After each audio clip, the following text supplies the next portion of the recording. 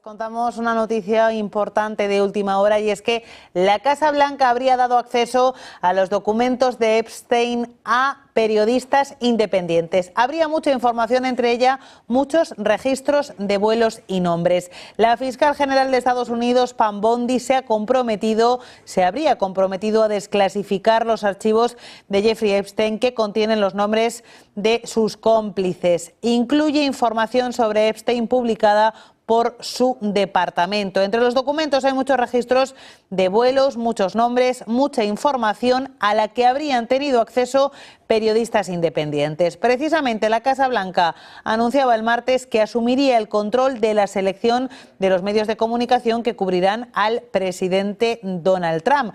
Así que de momento lo que sabemos es que ya habría una lista de periodistas independientes que tendrían acceso ya a los documentos de Epstein, documentos con mucha información, registros de nombres y de vuelos. Let's talk about the Epstein files. We just got, we're going to dive a little bit more deeply into this a little bit later in the show with Owen Schroyer from InfoWars to kind of met out some of this. Is this like a limited hangout? But first, we just kind of want to bring you the breaking news out of D.C. because we're all sort of watching how is this being rolled out. And there's really, honestly, there's a war going on right now in the intelligence community, specifically between the DOJ, it looks like, and the FBI. But Nick Sorter posted this a short time ago. Alina Habba says that she just met with Kash Patel and Pam Bondi and does expect the Epstein list to come out today, describing it as shocking.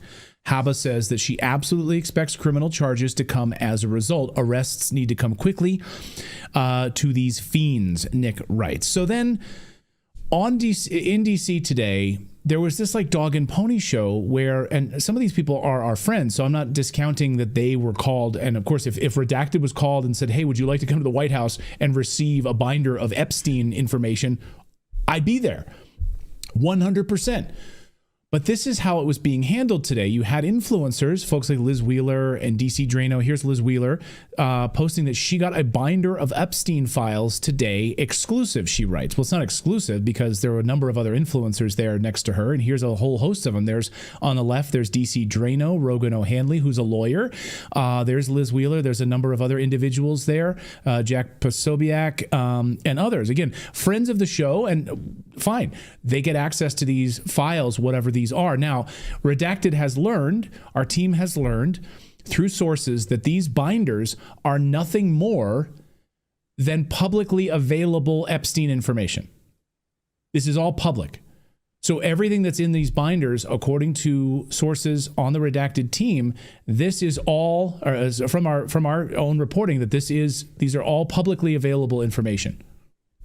So then it's just merchandise? It's just Epstein merchandise? I don't know. I mean, maybe it's just collated nicely. You know, like what someone has someone like has a whole blog, like they've written, thousands of blog posts over the years, and then they and then they collate it nicely into a binder. So I'm not exactly sure, but here's a group, there's the group of influencers. Here's Rogan O'Hanley, here's Simon Godek says, Epstein was... he says Epstein was most likely a Mossad agent. We've had Whitney Webb on this show so many times to flush that out. She has 2 books on the matter. But that does seem like something anybody who studies Epstein does not seem to think that is a stretch. So he's saying that the influencers here seem to be very pro-Israel. Is that a connection that we can make? It's early. We're all having knee-jerk reactions. But the fact that the people there... So again... Are we going to get actually that connection? We've been waiting to hear from Whitney Webb because she's going to be able to parse out. She's the one, obviously, who knows this in depth, and she's going to be able to say, we've been given this in order to not see this. Here's Congresswoman Anna Paulina Luna, who says, I nor the task force were given or reviewed the Epstein documents being released today. A New York Post story just revealed that the documents will simply be Epstein's phone book. This is not what we or the American people asked for. Get us the information we asked for instead of leaking old information to the press. Now, you'll recall members of Congress have been calling on the Attorney General's office to get this information. They've been asking them privately to give them the information, and they've not heard. People had to jump on social media to put pressure on the Attorney General's office. But it turns out then we learned that the FBI has been destroying evidence. So there, and Kash Patel is in there, I guess, trying to stop that from happening. It's hard to say at this point. I've heard from separate sources at the FBI today who told me that there are terabytes of data inside the FBI that apparently was part of this destroyed evidence. Now, those terabytes of data and those pieces were video evidence from Epstein's house in New York City and from his island. Terabytes of video footage, which may or may not include Bill Clinton, as eyewitnesses have said, with younger women inside on Epstein Island. Would or that those be a individuals shock, in his house. given the Lewinsky scandal? Come on. No, it's not a shock at all, but we deserve to see this video footage. Right. If you're going to give us like a phone book of redacted names of victims, that's one thing. We want to see the video footage that you have access to. But if the FBI has been actively destroying it to cover their tracks, this is what we want answers from Kash Patel on. So there is definitely a war going on. I mean, you can sugarcoat it any way you want, but this is exactly happening here. Well, President Trump has some explaining to do. Why the hell is he getting cozy with Bill Gates? And why the hell is he backing an mRNA vaccine and surveillance project at the White House? A lot to unpack here. So first, on the Bill Gates piece of the story, Gates, easily one of the most evil men on the face of the planet, recently traveled to Mar-a-Lago and had a meeting with Donald Trump. They had a 3-hour dinner, according to Gates, where he says they discussed, quote, global health. Remember, Gates isn't a doctor. He steals software from people and puts his name on it. He was caught having dinners with Jeffrey Epstein. He's not a doctor. Why the hell is he sitting down with President Trump for 3 hours? He makes another round of documents and revelations around Jeffrey Epstein. Now people who downplayed their relationship with Jeffrey Epstein are continuing to have to answer for it. The Wall Street Journal is out with part 2 of their sort of bombshell revelations about Jeffrey Epstein. First, it was his calendars.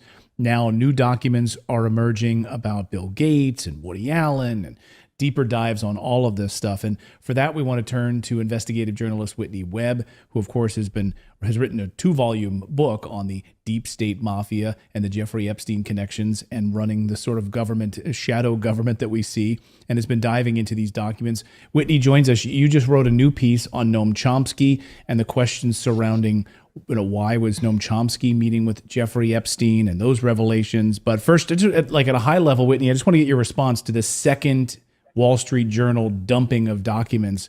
And the other day I asked you when you were on earlier this week with the first round of this, why now? Why are we learning about this now? And where did the Wall Street Journal get these documents? We were talking before the show a little bit here. You have some new theories. I'd love to hear them. Yeah, so the Wall Street Journal, as far as regarding how it got these documents, as far as I've seen, there's been no transparency there, and none of the documents that they've reported on have been released, and it's still not clear how they obtained them or from whom, or why it's coming out now. So the second part that came out today that you're referring to has a lot of names that are not really that new in relation to the Epstein scandal. People like Larry Summers, Glenn and Ava Dubin, Bill Gates, of course. These are names that have been circulating around Epstein since at least 2019, if not earlier.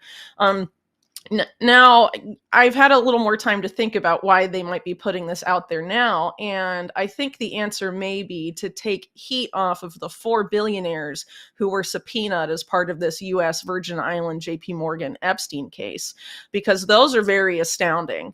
So one of the more astounding ones, there's 2 that really stick out there. One is Sergey Brin, the Google co-founder.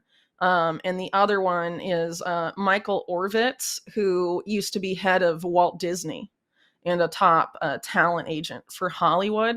So so the fact that those 2 individuals were subpoenaed by the USVI, which is in possession of lots of documents about Epstein's activities in JP Morgan and how they relate to his sex trafficking activities, the fact that they subpoenaed 4 billionaires, the other 2 are Thomas Pritzker of Hyatt Hotels, whose family has long-standing intelligence and organized crime connections that I detail in my book. And then the other one is Mort Zuckerman, who bought the New York Daily News after Robert Maxwell's death. Maxwell having been, he was, chief technology officer of Microsoft Microsoft, very, very close to Bill Gates, obviously, and another top Microsoft executive, Linda Stone, hired a woman from Epstein's entourage as her secretary, and is the person that connected him to the MIT Media Lab, which, if you believe a lot of what's in these Wall Street Journal revelations, was a key reason for a lot of these people, including Chomsky, meeting with Epstein related to his activities in and around MIT. So, and she was his science advisor after he apparently paid for some of her graduate studies. And that was in the late... ¿Cómo va, señora Natacha? ¿Qué tiene para decirnos hoy? Tanto. Se invitó a esta señora, yo me oponía a que se la invitara. Me oponía terminantemente. Y no quería tener en mi programa. No era una figura para mi mesa, para mi programa. Se me fue de las manos. El conductor de animales, ¿no? También es cliente de pedofilia de varones de Leo Cohen-Arasi. Una profunda desilusión con Mirta Legrand. El conductor de animales. Y ahí debía haber intervenido. Las personas que fueron mencionadas, algunas fueron mencionadas con las iniciales, de algunos soy muy amiga, muy amiga. Por ejemplo, todos los participantes de lo que era el programa Combate, el programa ese Combate, Canal 9, no llegaban ahí nunca por casting, si no fuera porque hayan tenido sexo con Cohen-Arasi. O sea, vos querías estar en Combate, tenías que pasar por el sexo con Cohen.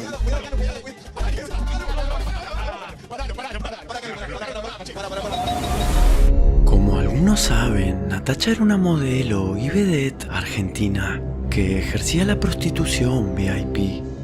Sus andanzas nocturnas la condujeron a un mundo del que difícilmente podía salir. Natacha sabía que el mundo de la televisión no es lo que parece. Y ella era consciente de la manipulación que ejercen los medios en la sociedad. Y es que Natacha no tenía miedo de decir la verdad, por más incómoda que fuera. De mi trabajo. ¿Cuál es tu trabajo? En una de las mesas más recordadas de la noche de Mirta, la modelo soltó nombres que hicieron temblar a la televisión argentina. Nombres. Después de estas declaraciones, Natacha soltó un tuit hostigando el arrepentimiento de Mirta. También surgieron rumores de una posible operación política, donde Natacha y Mirta habían estado conspirando para ensuciar a un bando político. Le hago una consulta porque se ha filtrado una información referida a los chats que tenía Natacha Jaid en su celular y se dieron a conocer unas conversaciones en donde ella no solamente hablaba con Nacho, por lo que fue la mesa de aquella vez, sino también con una persona, con un Eduardo, ex fiscal y agente de inteligencia. Desconozco. Bien, un programa hubiese...